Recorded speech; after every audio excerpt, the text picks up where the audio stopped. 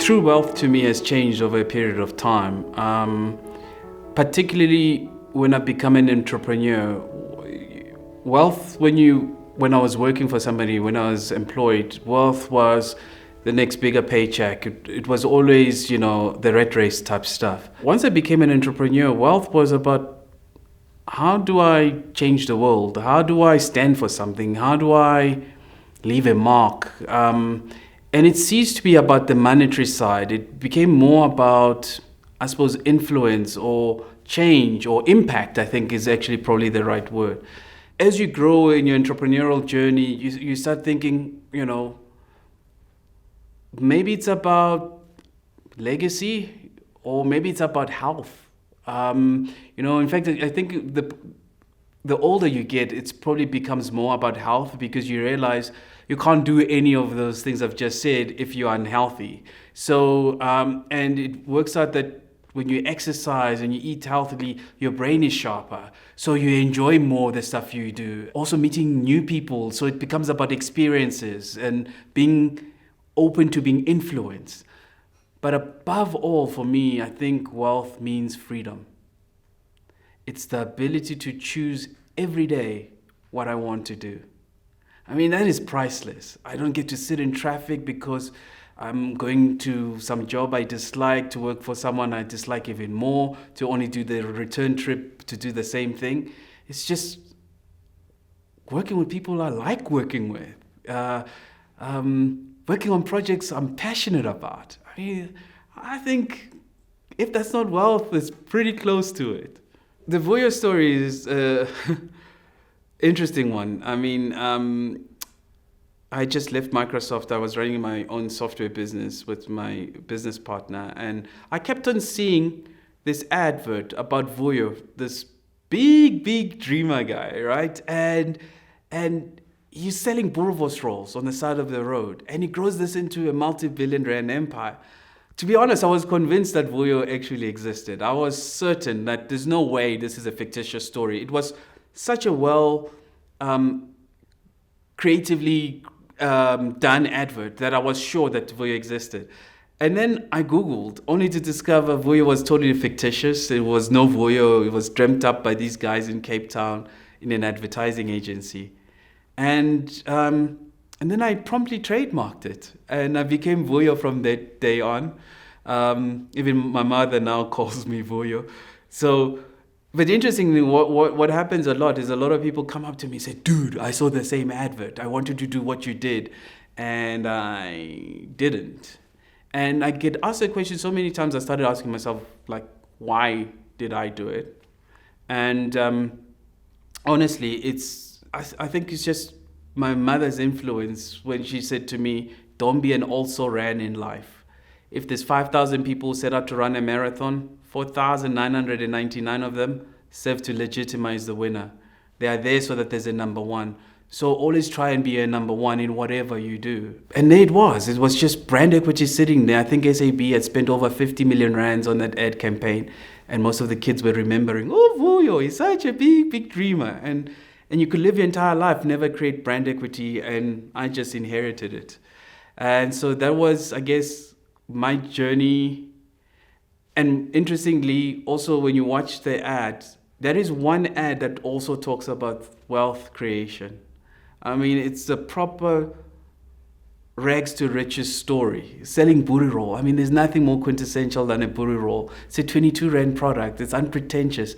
And then next thing you see, Vuyo's on a yacht called Vors 5 or Air Force 1 is his plane, and he's going to space. And I'm thinking that's not a bad inning if one can get to achieve some of that.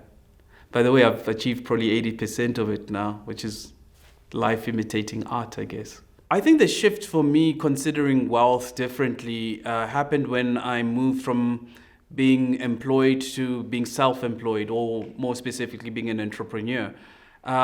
Because when you're working and you are employed, there's a lot of things you take for granted. If there's issues, you almost have a get out of jail free card. It stops you from thinking laterally. You'll relegate responsibility. But when you have to pay people's salaries monthly, and the business is not going great and your debit orders are bouncing, but every month you still have to pay people's salaries. That changes your perspective because it becomes more holistic, as it were. So for me, I think that's when it happened. The jump from being employed to being an entrepreneur turned everything around. And also, I suppose I was a bit younger then. So the narrative of wealth is all the stuff you see on TV about having a bigger car and a bigger house. But then you get to a point like, really, how many rooms in a house can you read in? Do you need the next bigger one? And I realized that, particularly when I was in corporate, that people just go on this rat race, as it were, and you're competing with the Nkosis next door, and it's just more of the same. And I think when I scratched that itch, when I did get my first sports car, I was like, yeah, that's cool. It's fast. The leather is great. But yeah, I've scratched that itch. I realized very quickly that my peers weren't scratching the itch, or even when they got to a position where they were scratching that itch, they just went and got bigger and more of the stuff.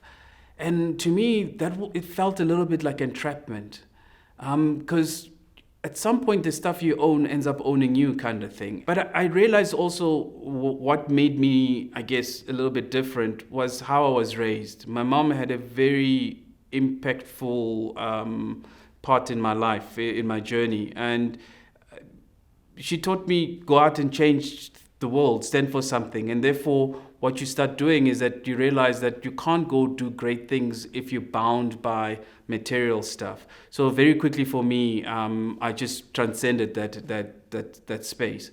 But other kids didn't have that opportunity. So the first time you see an expensive this is when you start working for the first time. And you buy it for yourself, and then it's a bigger ego trip from there, and so forth. But I think what made me avoid it was, and I think this is crucial, if I could, this is one thing I would impart to many youth, is the ability to, when you get to university, you get your first car at university, not when you get your first job. Because that teaches you immense responsibility. I mean, I used to see it with the Jewish and the Indian kids at varsity. Didn't make sense to me. They were driving the flashiest and biggest cars, and they were in class, right? Like, if I had that, I'll be like jolling around and having fun. All of them, they were in class. And if you can do that and have all the trappings and you can still be responsible, it tells you that by the time you run your own organization, the level of responsibility you're going to have is long been fostered. It's not something that just comes now. I mean, I think meeting a number of people through my journey has changed the way I view certain things, particularly wealth. I always thought it's ironic, the most wealthy people I've met have been the most humble and down-to-earth people. I always thought that was an act, that they switched that on just because, to come across, humility.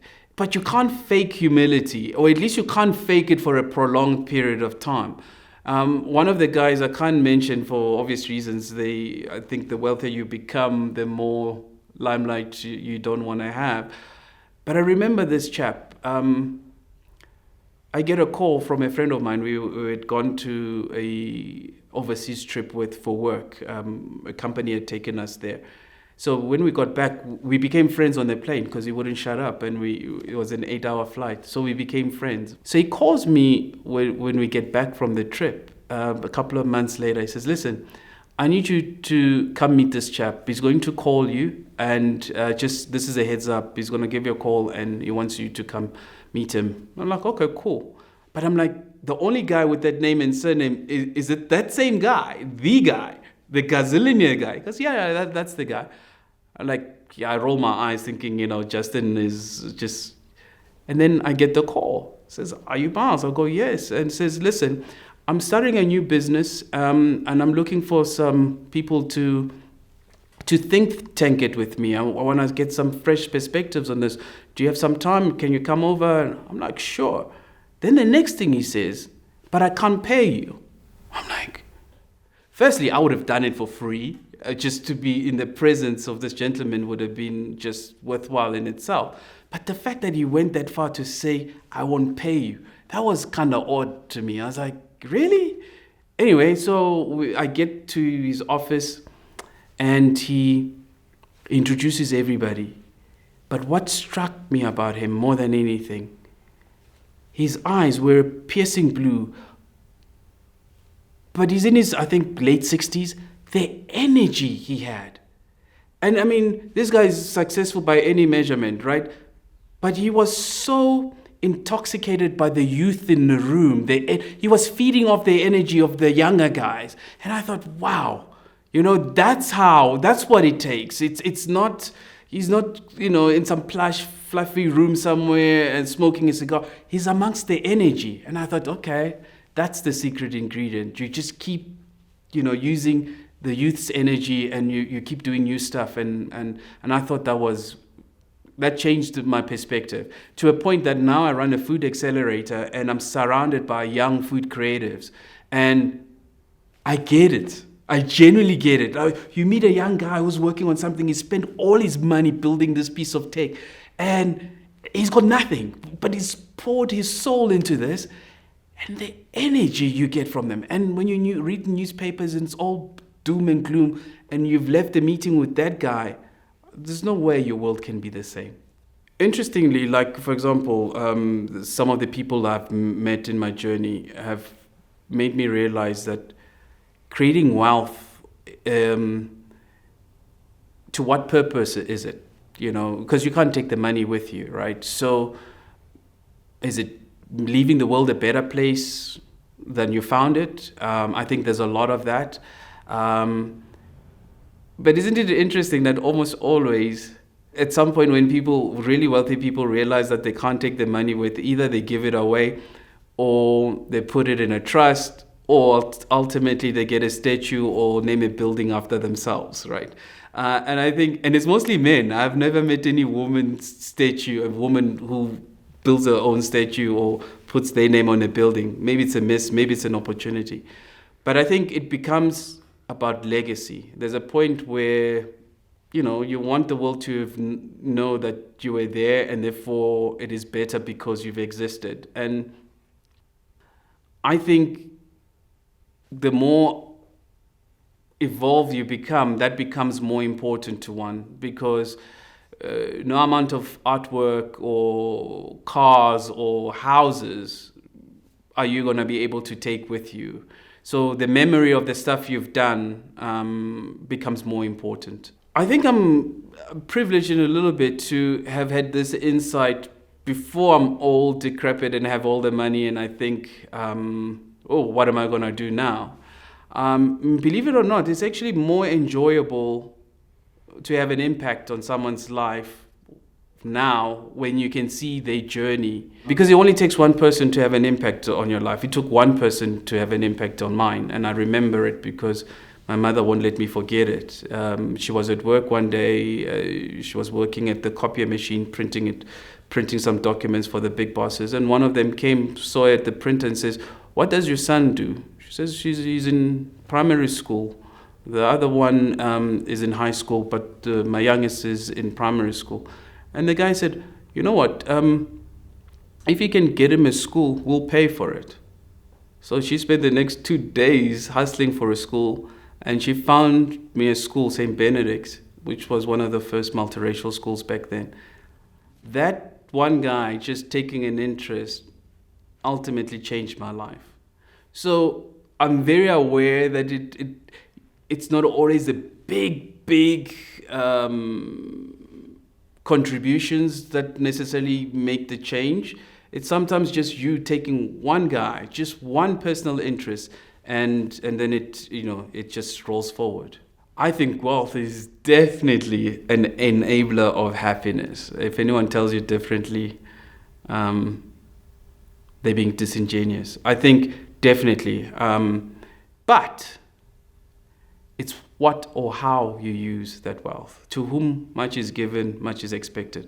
And I always find people say, "I'm giving back." I always think, well, that means you took more than you should have in the first place, right? So there's a negative connotation to that. I think there's good in doing good. It's good business to do good. It doesn't have to be make money and then do good. You can do both simultaneously. But I do definitely think wealth is an enabler for some happiness, if not all, assuming you know how to use it appropriately. Because I think it goes back to my earlier stories that what ends up happening, people, when they start making more money, they start buying more stuff, and then the stuff they own ends up owning them, and they end up not enjoying it because it's just this big competition. So, there's that caveat to it. I just come back from Silicon Valley in the US, in the Bay Area in San Francisco. And because I've been writing my book, I'm on chapter 8, and I have this hypothesis as to what we need to do in South Africa to fix the quagmire we're in. And I know it in my head. I know what I need to say, but I was just struggling to put it on paper. So when I went to San Francisco, it was to actually prove that what I have in my mind is correct. And it turns out it is. And it turns out true wealth is also social capital. It's an ecosystem.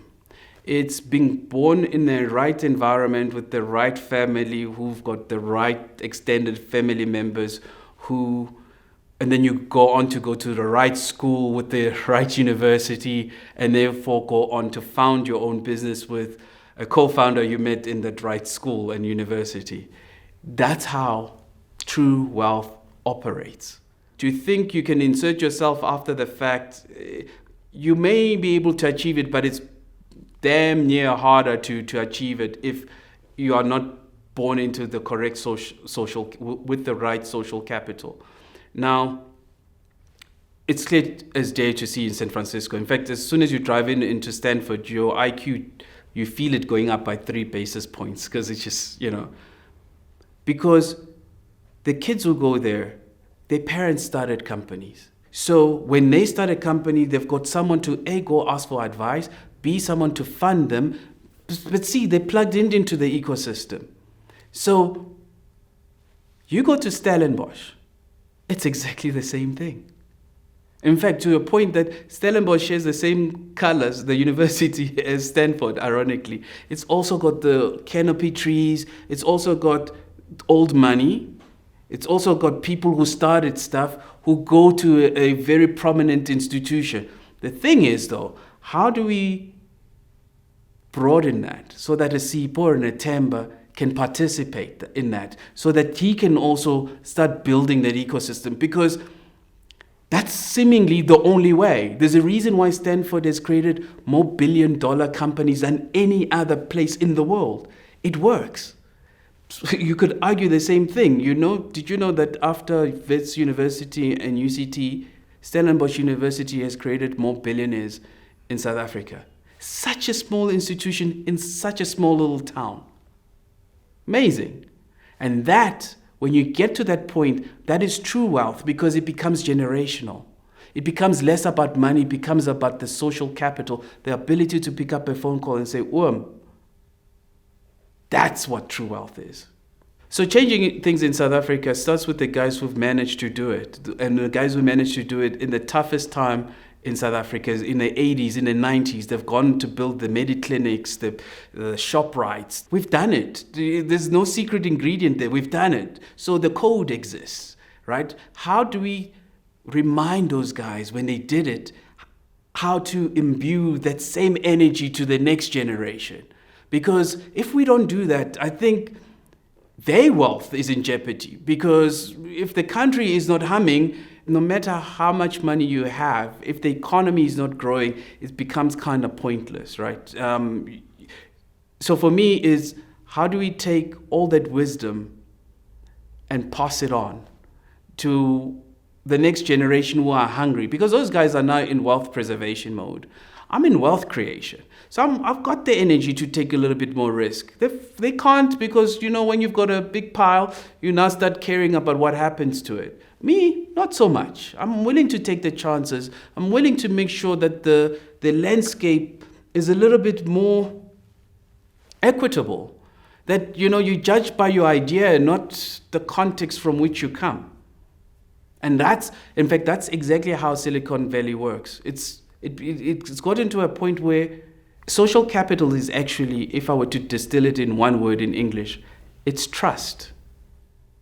When I trust you, it's easy for me to either impart knowledge or capital to whatever endeavor. And even if you fail, I actually don't mind. Because once you fail, I believe you've learned a little bit more. So the next tranche or the next idea is that much more likely to succeed because you've already had your stripes.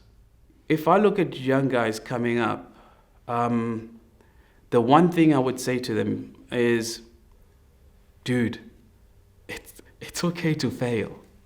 It's the biggest misnomer. I wish I knew this day one. It's okay. In fact, it's almost imperative because you're not learning if you're not failing. And it's worse if you're black, I think, because culturally, you always feel this heavy weight of stigma that, if you fail, everybody's watching you and like, yeah, who did you think you were, kind of thing. I don't know how much of that is self-imposed or it's imposter syndrome, but I think it's real. I think it is. So what I would definitely tell the young guys is fail as much as you can and fail whilst young, right? And you hear this, people say it, but I used to say it too, but now I think I say it with very much more conviction because your likelihood of success is actually based on the ratio of failures and restarts you've had. Yeah, that makes sense to me.